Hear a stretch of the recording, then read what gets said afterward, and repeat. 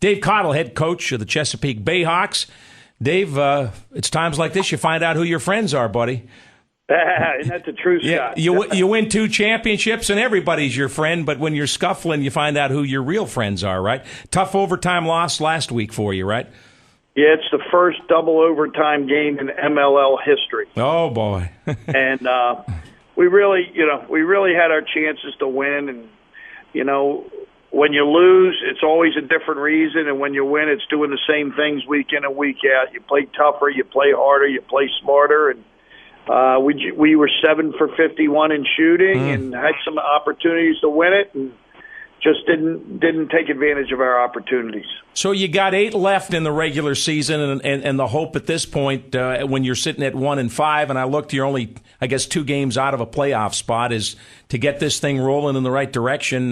You're better than 1-5, right, and take a run in the second half. Yeah, what did Bill Parcells used to say? You are what your record says you are. Mm-hmm. And we are a 1-5 team right now, and I thought we played with more energy and enthusiasm last week. I thought defensively it was by far our best effort. They've been a team that's been scoring a lot of goals, and we played good, solid defense and really held them to 7 goals through the first overtime. So that's pretty good defense. But right now, offensively, we're not getting any easy goals. We're turning the ball over, and we're just not playing like a team plays. And we've got to change that. Coach, Scott was explaining to me the roster situation, that the influx of players at different times. Please explain that, A, and B, are you in a stable period with the roster?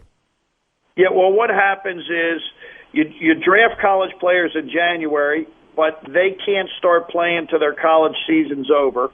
You have indoor players that if you have them on your team, depending on how far their team goes, the championship game of the indoor went to the last weekend in May. So those guys, if their teams are successful, join you, and then you have the team that you've kind of put together. So we have a combination. Our college picks joined us at different times. Our pro, Joe Walters, played in the championship game, so we just got him back Thursday for the first game that we got him back. Drew Westervelt's team wound up playing in the playoffs, so we got him back. So you get guys back at different times, but it's a challenge. When we start that we're going to be in it. Yeah. So the question begs, why don't you guys slide your season forward a month and a half, and not have to go through all that? Is it TV considerations? What's the league's stance on that? Well, Scotty, that makes too much sense. That's one of the things I've been fighting for. Right now, our regular season is 17, or last year was 17 weeks long, so it's as long as the NFL season. Mm-hmm. We had at one time, we had 2 breaks, with the championship weekend break and then the break before the end of the regular season and the playoffs, where you're not allowed to practice. Yeah, I believe we should be starting at the end of May and playing sometimes 2 games a week and dealing with travel partners, and then the salaries that the guys make would be double if you're playing 2 games a week. So and the other problem we have is that a lot of us share venue with college teams. Right. As nice as those people are, they would like you to start using the venue when their college season's over. Sure. So it just makes too much sense. But right now, I think the league office actually wants to start earlier. Yeah.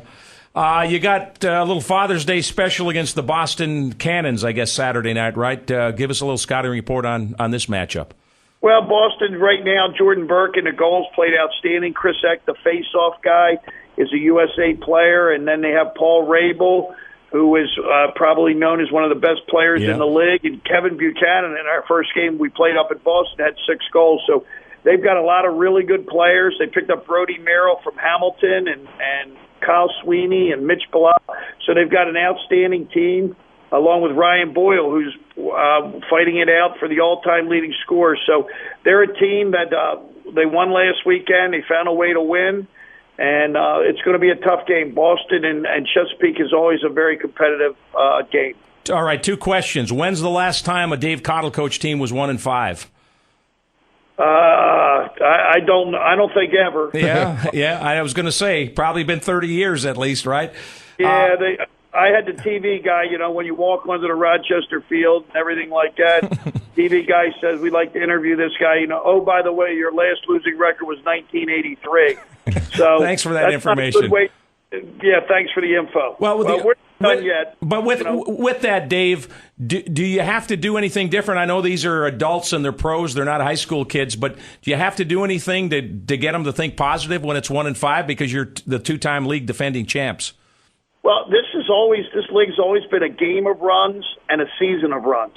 I know we won 7 out of our last 8 last year, and one time we were 3-4. Yeah. But for us right now, until we share the ball and stop turning it over, it doesn't matter who we play. Mm-hmm. And we just don't have any flow offensively, and that's just something. Until that clicks, then we're going to continue to be a below-average team. Okay, just real quick. I know you're a big thoroughbred racing fan. California Chrome, the Belmont, and then Steve Coburn and all that went with all that stuff. What'd you think?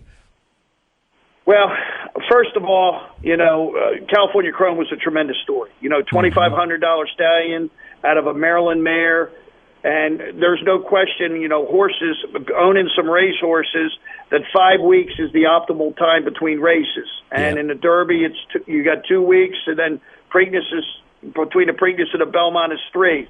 So, horses will dull out. That horse obviously had, his tank was a little empty, and they brought in fresh horses. I thought his remarks were ridiculous. Yeah.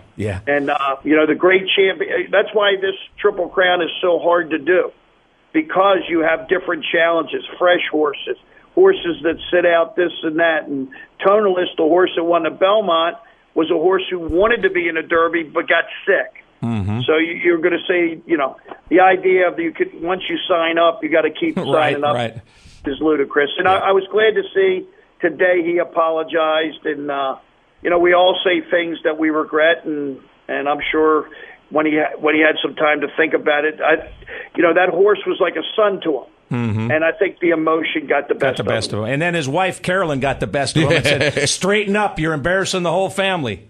I think he embarrassed the horse. Yeah, that's it.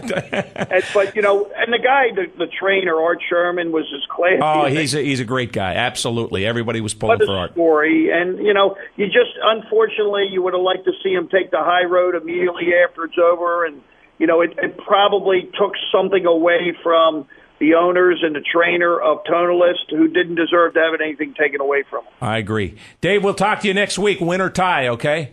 All right, hey, I appreciate that. Hopefully we won't be talking horses next week. We'll be talking Bayhawk win. There you go. Go get those cannons. Dave Cottle, head coach of the Chesapeake Bayhawks.